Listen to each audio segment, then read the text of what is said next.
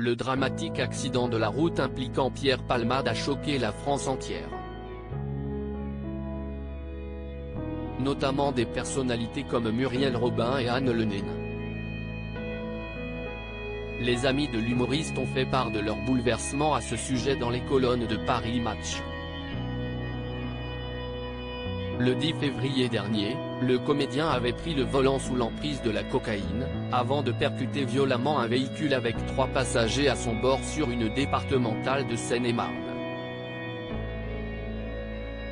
3 passagers, parmi lesquels une femme enceinte de 7 mois qui a perdu l'enfant qu'elle portait, qui ont été sérieusement blessés.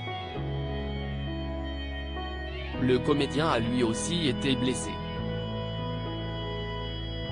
D'ailleurs, son pronostic vital avait été engagé pendant un temps. Dans cette affaire, de nouveaux éléments sont survenus ce samedi 18 février.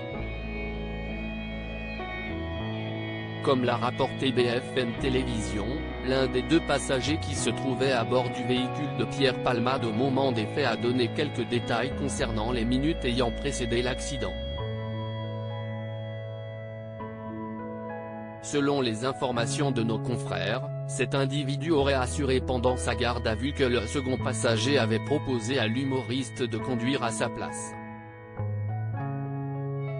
Ce dernier aurait décliné l'offre. Pierre Palmade aurait consommé des drogues de synthèse. RTL assure de son côté que ce passager aurait affirmé avoir passé la journée du 10 février à consommer des stupéfiants avec l'humoriste de 54 ans, ainsi que le second passager. Il aurait également confié que l'artiste avait consommé des drogues de synthèse 30 minutes seulement avant le terrible accident. De son côté, BFM Télévisions indique que les 2 passagers de Pierre Palmade n'ont pas été mis en examen, mais placés sous le statut de témoins assistés, vendredi 17 février. Après le choc, les 2 hommes avaient fui les lieux.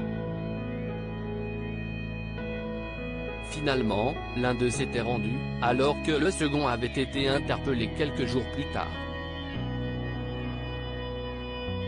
Pierre Palmade a été présenté à un juge d'instruction, à l'issue de 48 heures de garde à vue depuis sa chambre d'hôpital à Melun, Seine-et-Marne, vendredi 17 février. Poursuivi pour homicide et blessures involontaires, il a été mis en examen par le juge des libertés et placé sous contrôle judiciaire avec bracelet électronique, avant d'être admis le jour même à l'hôpital Paul Brousse de Villejuif, Val-de-Marne.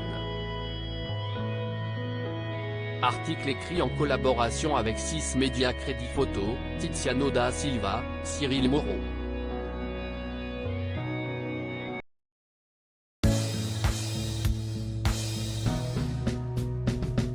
But there's all times through the rough times I think